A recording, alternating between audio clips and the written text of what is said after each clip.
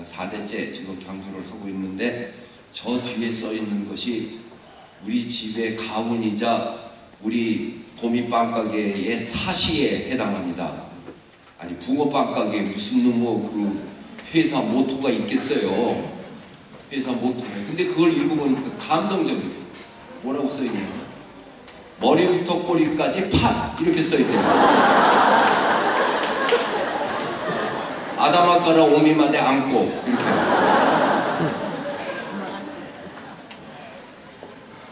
이게 일본의 장인 정신을 얘기하고 그들이 어떻게 해서 그런 문화를 갖고 있고 축구협회장이라고 하는 사람이 붕어빵 가게 2층에 사무실을 갖고 있고 그거를 자랑스럽게 얘기하고 있고 이러한 것이 안 배우면 뭘 배우겠어. 내가 이런 얘기 하다가 이제 친일 인명사전에 올라갈 것 같아가지고 이건 조심조심 해야 돼. 뭘 잘못했냐고.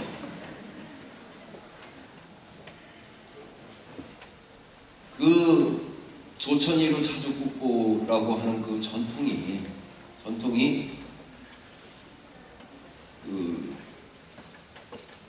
12세기 때 되면은 아틀리에 시스템이 나오는 거예요. 워크숍 시스템이 나와요. 그래서 일본의 목조불상들은 흔히 있잖아요. 교토에 있는 원파가 어떻고 나라에 있는 경파가 어떻고 뭐 5, 60명이 집단적으로 만드는 그 작업을 했어요. 12세기에 교토 박물관 앞에 33칸당이라고 하는 집이 있는데 나는 처음에 33칸당이라고 해서 33칸짜리 집이니까 우리나라 99칸짜리 집의 3분의 1인 줄 알았어요. 그게 아니고 기둥과 기둥 사이가 33칸이 돼서 여기서 저 끝까지가 110m야. 이 110m 되는 이 속에 등신대 크기의 관세음보살상이 1,000명이 모셔져 있어요.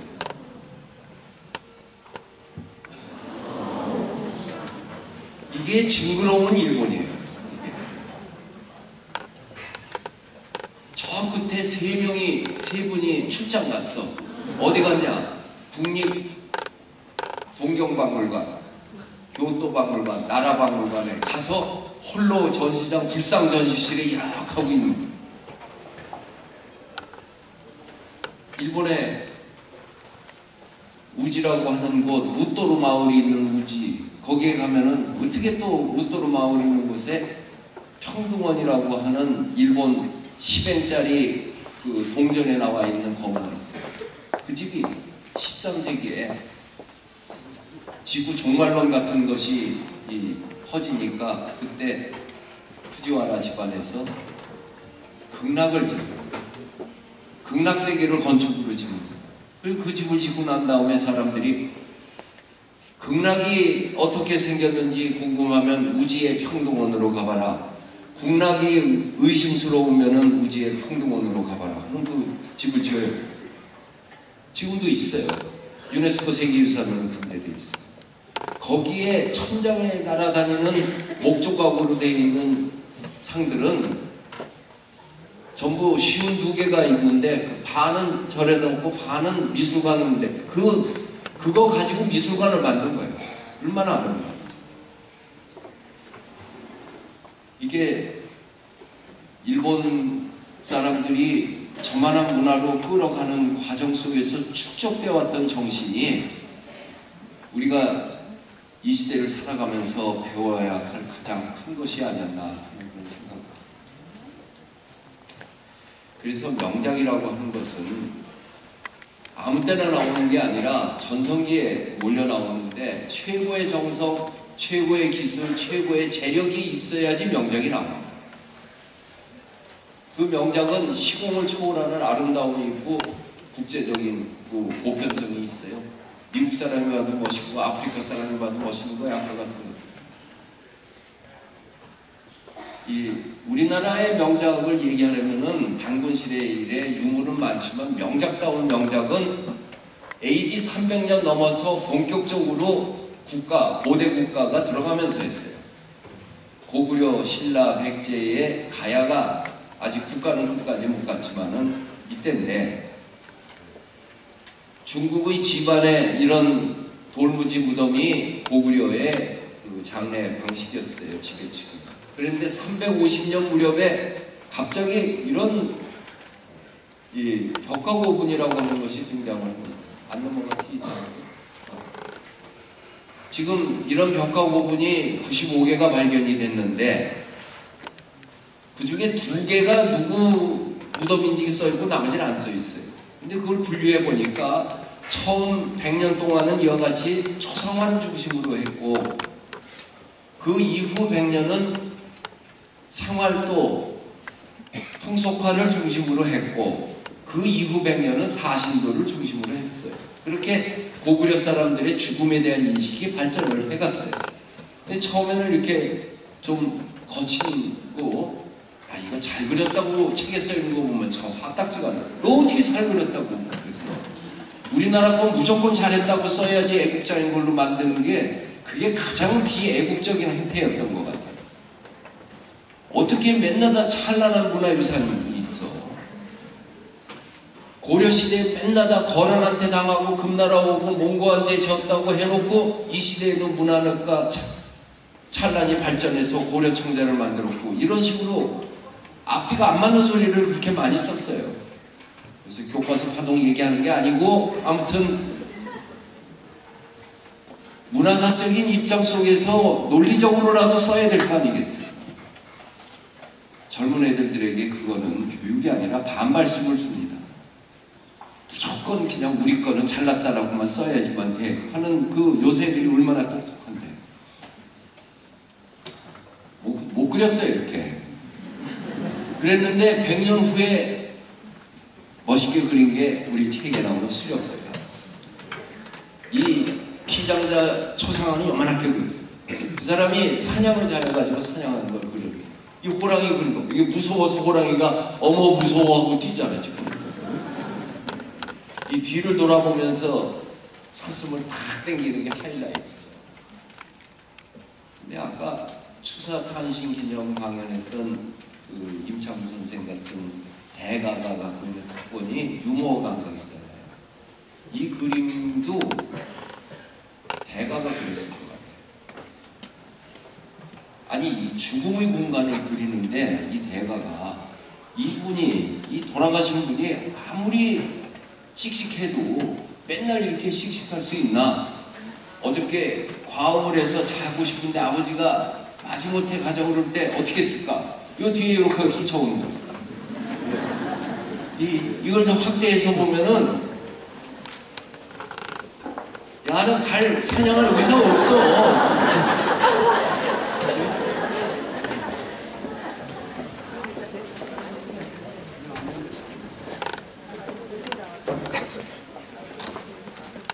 멋있지? 재밌지? 그랬다가 사신도로 해서 갔다가 신라로 돌아와야겠다. 경주에 누가 그런 일 없는데 경주 가서 톨게이트 들어가면 왕릉 보면서 신라 천년의 왕릉이 여기 있다 이렇게 얘기를 하는데 그런 적은 없고 경주 시내에 이런 무덤이 155개가 있어요. 그 155개의 무덤은 AD 300년에서 500년 사이에만 만들었던 거예요. 이른바 마리깐 시절의 지배층의 무덤이에요. 그 경주 교외에 있는 것들, 그 전이나 나중에 있는 것들 말고 시내 다운타운에 있는 것은 155개는 마리칸 시절이에요. 인간의 생활 풍습 중에서 가장 보수적인 게 장례 풍습입니다. 장례 풍습이 바뀌었다면 그 삶의 질이 다 바뀌었다는 걸 의미해요. 최근 20년 사이에 우리 장례 풍습이 바뀌어버렸죠. 장례식장으로 가잖아요. 예식장 가듯이. 집에서 안 하잖아요. 신라 사람들은 고구려하고 백제는 지배층 문화가 돌방이든 벽돌집이든 어찌됐든 지상에다가 방을 만들고 벽화를 그리든 안 그리든 시신을 모시고 부장품을 놓고 문 닫고 나서 문을 그걸 덮었어요. 세월이 지나서 간수 안 하면 흙이 무너지면 문 열고 가서 그 속에 있는 거 다 가지고 가고, 고려시대 때 사람 나무하다 말고 거기에 낮잠 잔 일도 있고, 조선시대 사람 그 속에 들어가서 담배 핀 일도 있고. 근데 신라는 하나도 도굴이 안 됐어요. 그 이유가 땅을 파가지고 시신을 안 채우고 부장품을 넣은 다음에 자갈로 본부를 만들었어요. 그리고 나서 흙을 덮었어요. 근데 흙이 무너지고 나면 자갈밭이 되는 거예요. 그랬는데 1921년에 여기에 요 옆에 경주역이 생기면서 한 사람이 그 건물을 짓기 위해서 지하실을 팠어요. 요새 말로 생각하니까 아마 이제 역세권이 형성이 돼가지고 여기에서 강의를 하려고 그랬는데 거기에서 금관이 나왔어요. 1921년. 세계를 뒤흔들어 놓은 고고학적 발견이었어요. 신라 황금에 대해서 아무 얘기도 쓴 게 없었어요, 책에. 그 신라의 황금이 얼만큼 위대했는가의 전시가 10월 30일까지 국립경주박물관에서 열려요. 아직 안 가보신 분은 내일이라도 당장 가봐요. 문 닫혀요. 죽을 때까지 다시는 볼 수 없는 엄청난 신라의 황금전을 열고 있어요.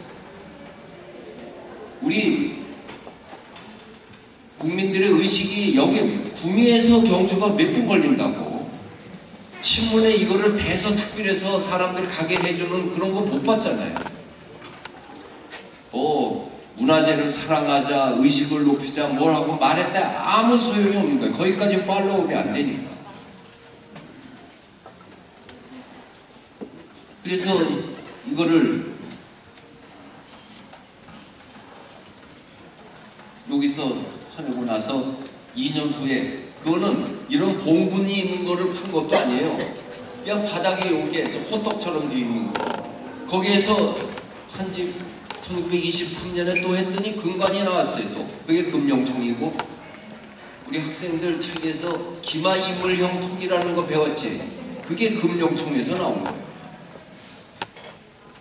그리고 그로부터 1926년에 경주역에서 무슨 공사를 하는데 자갈이 많이 필요했어요. 어디서 가져오냐 그랬더니 그럴 거 없이 그냥 무덤 하나 발굴하면 되지 않냐. 그래갖고 그거를 퍼가다가 금관이 하나 나왔어요. 그게 서봉총이라고.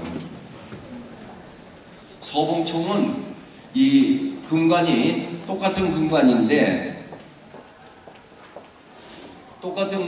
요 끄트머리에 봉황새가 이렇게 조각이 돼 있어요. 그래서 상서로울 서자에다가 봉황새 봉자를 써서 서봉총이라고 이름을 붙인 거라고 사람들이 생각을 하는데, 그게 아니고 봉황이 있는 거는 사실인데 그걸 서봉총이라고 한 거는 1926년에 구스타프 아돌프 6세 스웨덴 황태자가 우리나라에 신혼여행을 왔어요. 참 기가 막히는 글자지.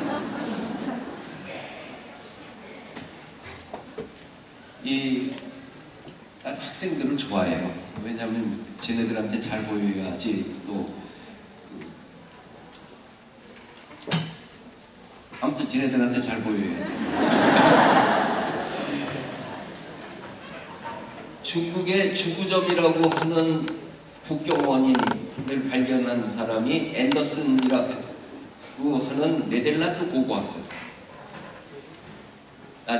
스웨덴의 고고학자잖아요. 그래서 그때의 북경 원인의 뼈를 발견을 한 것을, 기자회견을 하는 것을 하기 위해 가지고 북경에 온 거예요. 왔다가 신혼여행으로. 그래서 북경에 와가지고 그 주구점에 그 스웨덴 학자가 발견한 거에 대해서 황태자가 다 보고를 해주고 온 김에 우리 대한민국의 금강산을 구경하러 온 거예요. 와서 금강산을 갔어요. 가가지고 돌아와서 그분이 한 이야기가, 지금도 금강산 지금 이산가족 상봉하고 있는 금강산을 세계에 알리는데 최고 가는 캐치프레이즈가 될 만한 거예요. 그분 한 얘기예요. 만약에 하느님이 천지 창조하는데 일주일 걸렸다면 그 하루는 금강산 만드는데 썼을 것 같다. 이게 그분이 한 얘기예요. 근데 그분이 고고학과 출신이야. 고고학자예요. 그러니까 주구점행도 발표해야죠.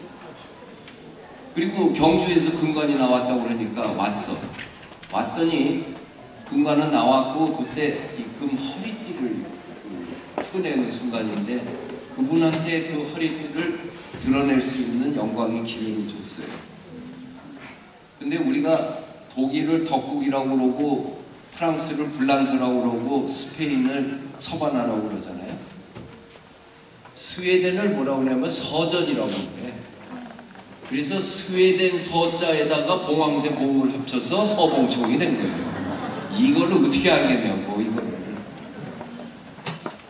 얼마나 재밌어. 그리고 어쨌든 근데 그 서자가 생서로운 서자니까 이렇게도 저렇게도 통하잖아요. 근데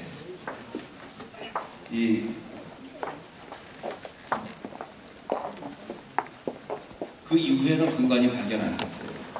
해방 후에 우리 호우충민이 뭐니 발견했는데 금관은 안 나왔어요. 지금까지 금관이 전부 6개가 있는데 그 중에 하나는 전 교동 출토예요. 교동에서 출토됐다고 전하는 또 지금 이 전시에 나와 있어요. 이번에 조금 왜 전자가 없었냐면 1967년에 경주에 사는 최암옥이라는 사람이 교동에서 지금 최부잣집 있는 요석궁 거기가 교동이거든요. 거기에서 땅굴을 파가지고 3년 동안 땅굴을 파서 금관 하나를 빼내서 도굴을 했어요. 조생크의 탈출로 빼냈어요. 그랬다가 그거 누구한테 팔려고 그러다가 붙잡혀가지고 감옥 가고 그거는 지금 그 경주박물관에 있는 거죠. 그리고 1971년에 경주 보문단지를 만들 적에 이제 우리도 특급 호텔 단지를 국제대회를 할 수 있는 곳을 만든다 할 때 고분 하나를 제대로 발굴해서 거기서 금관이 나오면 내부를 공개를 해주면 교육적으로 또 한편으로는 관광자원으로 쓸만하니까 고분 하나를 발굴하자. 그래서 발굴을 하기로 했어요. 근데 그때 경제관료나 이런 사람들이 발굴이 얼마나 돈이 드는지를 모르고 시작을 한 거예요. 결국 그 발굴단이 어떻게 할 수가 없어서 국립문화재연구소가 돼버립니다. 근데 무덤마다 나오는 게 아닌데 이왕이면 제일 큰 걸로 하자. 그래서 황남대총 길이가 120m, 폭이 80m, 높이가 23m, 24m짜리 쌍문이에요. 두부 합작문이에요. 근데 여태까지 발굴했다는 게 맨날 이 자갈밭을 헤쳐가지고 해왔지 이 봉분이 있는 거를 파고들으면 얼만큼 가서 자갈이 나오고 아무런 정보가 없어요. 경험이. 그러면은 이거를 그냥 발굴한다고 하는 거는 임상실험을 해보지 않고 수술하는 거하고 똑같은 거예요. 그럴 수가 없잖아요. 그래서 이거를 하기 전에 요 앞에 155분 조그만 놈이 하나 있어서 저거를 임상실험 겸해서 저거를 하고 그 결과를 가지고 이거를 속도를 내자 해서 1년 걸려서 요 무덤을 발굴했는데 거기서 금관이 나와버렸어요. 그게 천마총이라고. 그리고 그 이듬해 3년 걸려서 황남대총을 했더니 38,000점의 인물이에요. 그때 골치 아프게 나온 게 여자 무덤에서는 금관이 나왔는데 남자 무덤에서는 금동관이 나왔어요. 그래서 지금도 금관이 이렇게 해서 6개가 있는데 이게 왕관이냐 제관이냐 실제로 썼냐 무덤의 부장용이었냐 가지고 학자들이 이렇게 저렇게 순열 조합으로 싸우고 있어요. 이게 금관의 역사인데 금관이 나올 적에 이 금관은 다 이렇게 생겼는데 이거는 나무를 상징해요. 이거는 뿔을 사슴뿔이에요. 나무와 사슴을 신앙으로 받는 민족인 게 틀림없죠. 그게 알타이 스키타이 지역에 지금도 남아있는 풍속이에요. 우리 조상이 어디에서 왔는가 하는 걸 알 수 있는 거죠. 그리고 금관이 나올 적에 금관만 나오는 게 아니라 세트로 나와요. 전부 다. 그 5개 무덤에 세트가 나오는데 금관총의 경우를 보면은 금관총에서만 금이 7.5kg 나옵니다. 그 지금 경주 가면 다 보는 거예요. 이 금관 나올 적에 팔에는 팔찌 12개 완세트가 팍 하고 나와요. 아, 이게 정말 감동적. 금동으로 만든 허리띠가 이렇게 나왔어. 이분이 모셔져 있는 신발은 이렇게 또 잘생겼어요. 이분이 갖고 있었던 목걸이는 현대 크리스찬 디오를 브로시어 찍은 것 같아요. 근데 3년 전에 경주박물관에서 황남대총 유물 전체를 37년 만에 다 전시한다고 신문에 났어요. 근데 신문 기사에 뭐라고 하면 58,000점을 이라고. 그래서 경주에 내려가서 관장한테 그랬죠. 내가 총장 시절에 38,000점으로 알았는데 어떻게 58,000점이냐. 이번에 조사하면서 2만 점이 어디서 났냐. 그랬더니 그 황남대총은 다른 데하고 달리 흉식이라고 해서 가슴걸이가 있어요. 이 목걸이 말고 가슴을 탁 해서 목도리처럼 탁 넘긴 게 있어요. 이런 게. 근데 저 구슬이 다 깨져서 튀었더니 2만 개가 돼서 이제 5만 개가 그게 쌍으로 나왔거든요.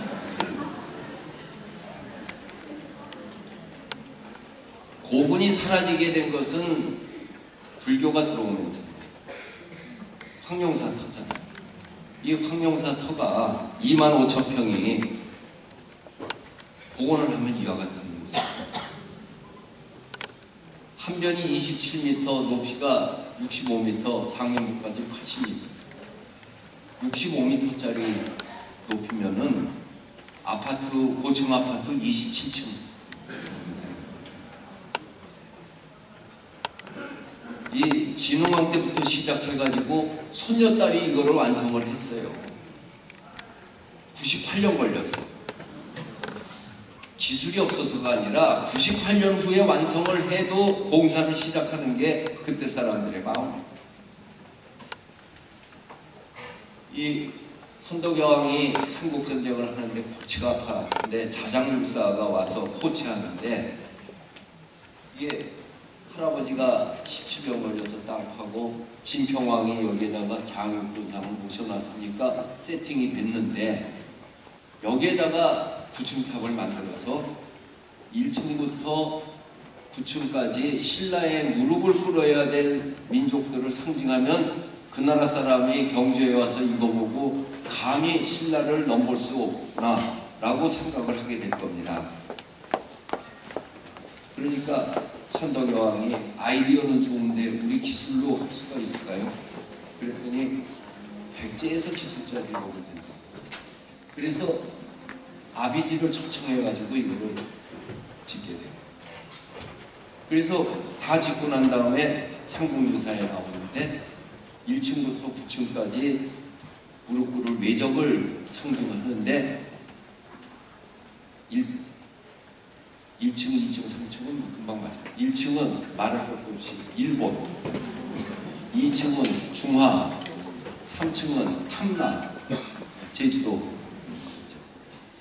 4층부터는 이 음유, 말갈, 예맥 하는 걸로 들어가는데 고구려하고 백제라는 이름이 없어요. 어떤 학자는 거기에서 얘기하는 예라고 하는 것이 고구려고 음유가 백제일 수 있다라고 얘기를 하는데 그렇다 쳐도 진짜 외적으로 생각을 했으면은 이름을 일본 중화하고 박아야지 왜그 쓰리 쿠션으로 해서 그거를. 그랬다가 덕분인지 통일을 하고 고려시대 때 원나라에서 여기에 모셔져 있던 성덕대왕 신종 2.5배 되는 50톤 되는 거를 저기 끌고 가려고, 그걸 가져가려면 어떻게 가져가야 돼? 배로 가져가야지. 그래서 저거를 밀어가지고 간포 대왕암 있는데 간포 봉길리까지 가져간 거예요. 그때 그걸 가져가서 출렁고개를 넘어간 다음에 그 냇물을 뗏목을 만들어서 가져가서 그 개울 이름이 대종천이라고 했다는 거야.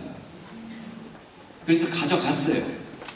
가져갔는데 이 크레인이 없던 시절에 끌고는 가는데 이놈의 걸 들어서 배에다가 옮긴다는 거는 어마어마하게 어려운 일이잖아. 지금 사람들은 모든 게 다 기계가 해주니까 이 자연을 이용하는 거. 20년 전에 미국에 가니까 그 요즘으로 치니까 편의점이야.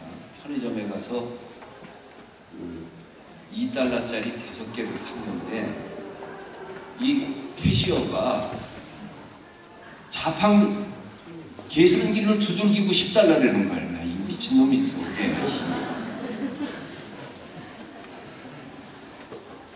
맨날 계산기 두들기던 놈이니까 5달러짜리 2개를 사도 이걸 두들겨보고 10달러 내라고. 서울의 보신각종의 종을 만들어가지고 주조해서 갖다 놨는데 세월이 다 지나고 나니까 그 종을 어떻게 그 조각에도 파냐고. 그래서 한심해가지고서는 이걸 어떻게 다는가 하고서 있는데 그때 똑똑한 애가 와가지고 모래성을 쌓아서 굴려 올린 다음에 걸고 모래를 치우면 됩니다. 이렇게 했다는 거예요. 근데 50톤 되는 거를 어떻게 해서 배로 옮기냐고. 여기서 이걸로 옮기는 거 하지만 그래서 못 옮기고 빠뜨렸다는 거예요. 그래서 지금도 그거 찾는 사람 있어. 그거 찾으면 지 건지 나라 건지 모르지만 하여튼 그거 찾는다는 사람이 있어요. 그리고 또 하는 얘기가 이 쓰나미겠죠. 해일이 이럴 때면은 그 종소리가 들린다고 그 동네 사람들이 지금도 얘기하고 있거든요. 난 이 길을 봐라. 그게 어디 갔겠어요? 노가 없어지지 않았을 텐데. 예, 과학이 조금 더 발전하면은 찾아내려지는 거죠. 그리고 이 빈터가 이렇게 빈터로 나옵니다. 사라진 문화유산을 다시 복원하는 건 후손된 자들의 임무지만 아무 때나 할 수 있는 게 아니라 이거를 할 능력이 있어야 되는데 고려는 그리고 망하고 조선은 불교를 있는 절도 없애는데 이걸 해요? 그리고 우리 국민소득이라고 해봐야 1960년에 우리 국민소득이 우리 학생들 아나? 68달러였어. 그래가지고 그때 경제학자들이 쓴 논문이 우리가 어떻게 하면은 열심히 하면은 방글라데시나 필리핀처럼 잘 살 수 있는가 뭐 이딴 논문 쓴 시절이었어요. 그때 황룡사를 복원을 해요. 70년대 들어가도 300불뿐이 안 되잖아요. 80년대 들어가야 1000불 되는 거예요. 가난의 세월을 그렇게 살아왔습니다. 지금은 근데 1년에 국가에서 쓰는 예산이 300조, 기금까지 하면은 400조를 써요.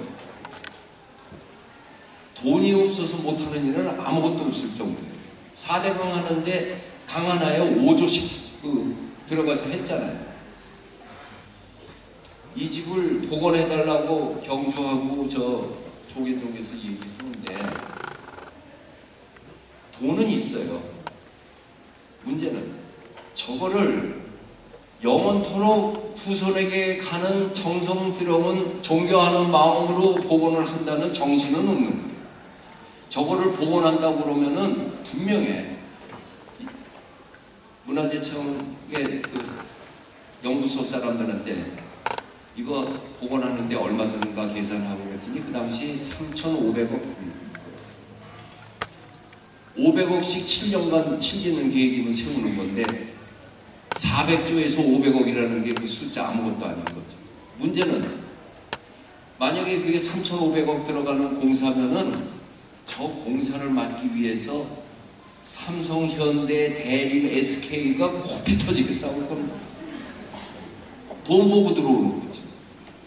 그 회사들이 경복궁에 벼서도 진 일 없어요. 목조 건축을 할 기술도 없어요. 사실 그들이 제대로 된 건설 회사면은 거기서 번 돈 가지고 우리 전통 건축을 연구소를 삼성경제 연구소 만들듯이 삼성건설 목조건축 전통건축 연구소도 만들어서 기술자들 키우만 한 거예요. 국가가 안 하면은 민이라도 해야 되고 민이 안 하면 국가라도 해야 되는 건데 그런 준비는 우리 학교에 없어요. 돈 남는 이자 보고 이익 보고서 들어오는 거죠. 그걸 어떻게 맡깁니까? 차라리 빈터를 놔놓고 우리 후손이나 지을 수 있게 해주는 게 맞죠. 지금은 이렇게 신나게 떠드는데 청장은 그러면 안 된단 말이야. 아주 그냥 미치겠더라고.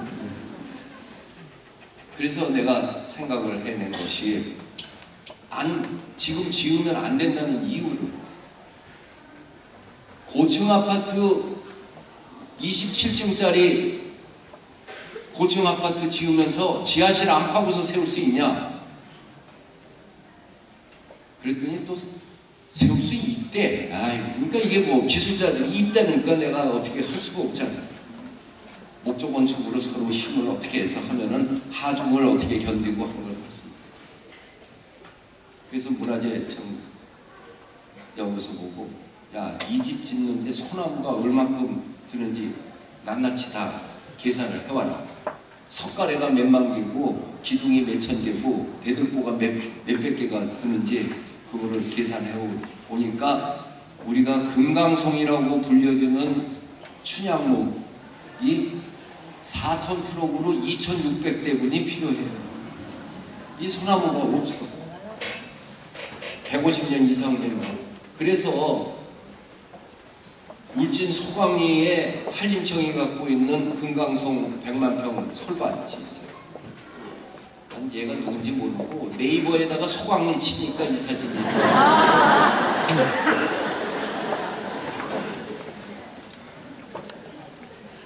산림청장 조현한 청장한테 이거 국가 건데 문화재청으로 관리위반 해달라.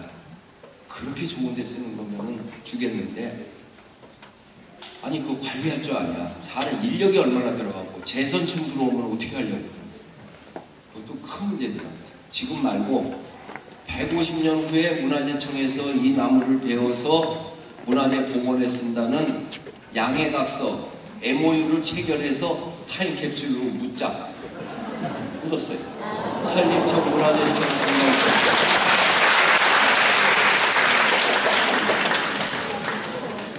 그 증인으로 이해찬 국무총리가 도장 찍고 이거 묻을 적에는 이의근 지사하고 와서 셋이 해서 여기다 딱 했는데 뚜껑 여는 날이 2155년 11월 11일. 내가 140년만 더 살면은 해낼 수 있어. 익산 미륵산. 미륵산은 유네스코 세계유산으로 인정해 줍니다. 5만 평인데 이거 다 없어지고 요거 하나 남았어요. 요거 하나 남은 것도 요만큼 남았어요. 1920년에 세멘트로 받쳐놔서 견뎠는데 100년이 지나니까 세멘트가 떨어져 나가. 그래서 장애물이 돼서 해체해서 다시 해야 돼요. 어디까지 해체하냐? 사리함이 나올 때까지. 사리함은 무조건 명작이에요. 절대자의 분신을 보시는데 깡통에다 넣을 게 없잖아요. 그 당시 최고 가는 기술, 재력, 정성이 들어간 거죠. 1년이면 할 수 있는 걸 3년 반을 했더니 거기에서 이런 아름다운 사리고가 나왔어요. 그리고 뭐가 나올 땐 또 한꺼번에 나오는 게 부여 백마강 건너편 귀암이라고 하는 곳에서 왕흥사에서 위덕왕이 가가지고 향을 피웠다는 기사가 있는 곳을 발굴했더니 거기에서 금운동 완 세트가 나왔어요. 이 속에서 나왔는데 위덕왕이 죽은 아들을 위해서 절을 세우고 살이를 하는 굉장히 심플하죠. 그동안 백제의 공예가 뛰어나다는 것을 글로는 봤지만은 유물로 본 거는 처음 본 것이 백제다. 정말 백제가 멋있다라고 확실히 본 건 1971년에 무령왕릉이 발견되면서 처음이었어요. 유물을 볼 게 없었어요. 그리고 2000년 되니까 금동대향로가 나오는데 금동대향로가 세계에서 제일 멋있는 향로가 되니까 학자 중에는 그 중국에서 수입해 온 거 아니냐 이러고 얘기가 나왔었어요. 어떻게 아냐? 왜냐하면 방증할 수 있는 딴 자료가 없었습니다. 근데 이 사리합들이 나오니까 이제 그 소리는 다 없어지고 익산에 있는 왕궁리의 5층 탑에서 멋진 사리합이 나왔는데 그게 백제 거냐 통일신라 거냐 고려 거냐 여러 학설이 있는 중에 백제는 처음에 백제 거라는 사람 아무도 없었고 통일신라 시대 때 수리하다가 보수하면서 집어넣었다라고 하는 게 아주 예쁜 사리함이 이렇게 있어요. 근데 이 사리함도 아까 신라 금관처럼 이것만 나오는 게 아니라 이 속에서 이게 나오고 이 속에서 이게 나오고 염주가 있고 이거는 금강경을 금판에다가 썼어요. 데칼로 금강경 전체를 썼어요. 여기다가 그 글씨를 데칼로 해서 탁 쓰면은 한석봉 글씨 같은 그 획이 나올 거 아니겠어요? 그 획이 나온 거가 이게 백제의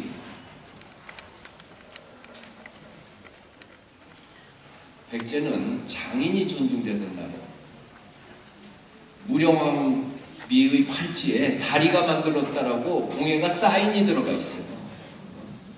장인이 그렇게 대접했어요.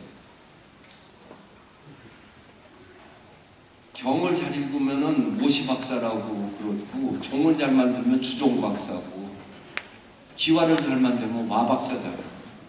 박사 대접을 했죠. 아비지 여기 왔었지. 아사들이 무용탑 만들었죠. 와 박사는 일본에 가가지고서 596년 아스카데라에 처음으로 일본에 기와집이 생겨요.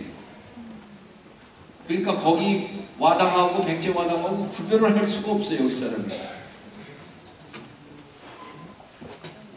금동대향로 여기에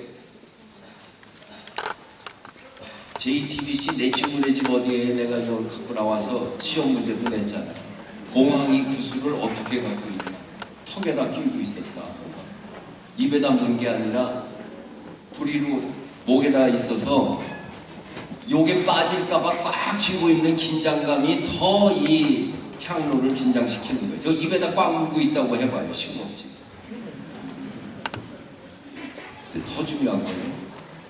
명작은 디테일이 아름다워서 여기에 온갖 오인의 악사에서부터 내물 짐승들이 다 있는데 더 중요한 건 향을 피우고 어떻게 되냐 이거.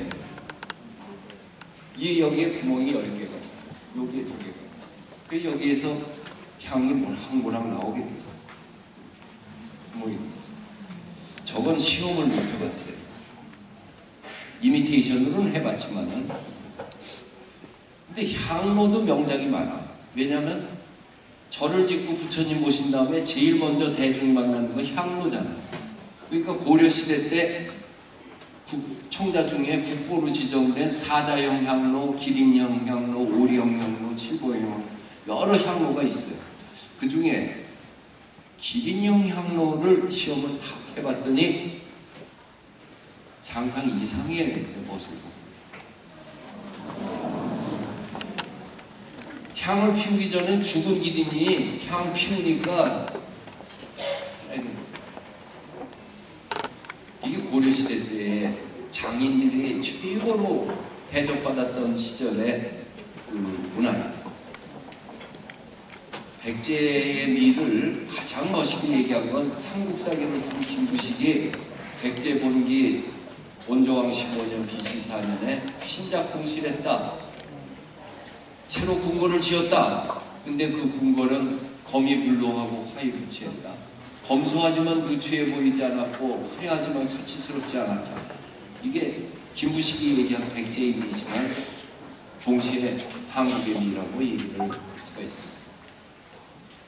오늘 내 강의 여기까지 하고 여러분들은 당장 경주박물관 가서 신라의 궁궐을 보시기 바랍니다. 감사합니다.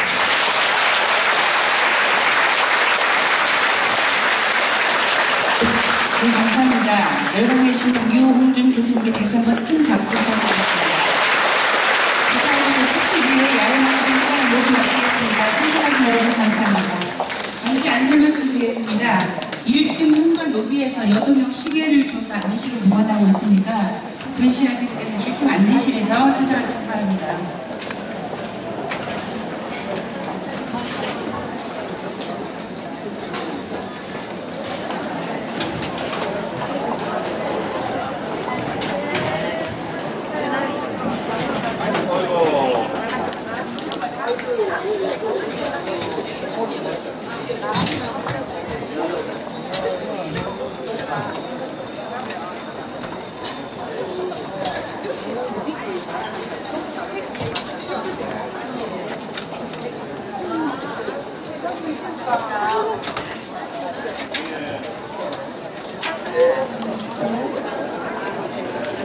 잠시 안내 말씀